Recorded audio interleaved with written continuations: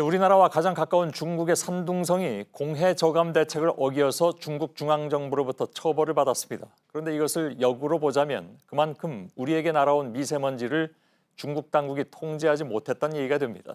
중국 정부는 강한 환경보호 규제를 하겠다고 말해왔지만 결과는 유명무실했다고 인정한 셈이 됐습니다. 백종훈 기자. 중국 중앙정부가 문제 삼은 것은 산둥성의 알루미늄 생산입니다. 알루미늄 제품을 생산할 땐 다량의 미세먼지가 발생해 중국 정부가 규제해왔습니다. 알루미늄 공장들이 석탄을 쓰는 화력 발전으로 전기를 충당하기 때문입니다.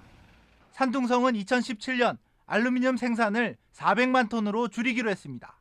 하지만 실제론 3배 수준인 1260만 톤을 생산했습니다.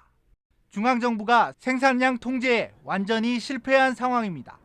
산둥성의 7개 도시 중 저감 대책을 지킨 도시는 지닝시뿐입니다.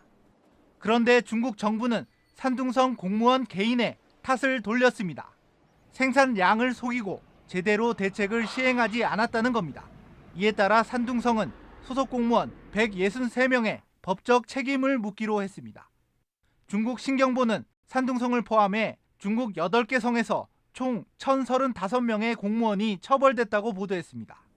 중국의 허술한 환경 대책이 비판을 받고 있습니다.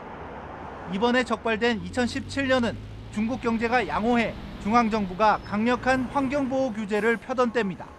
이듬해인 2018년엔 미중 무역전쟁의 여파로 환경 규제가 느슨해진 걸 감안하면 규제가 더 유명무실했을 수 있다는 지적이 나옵니다.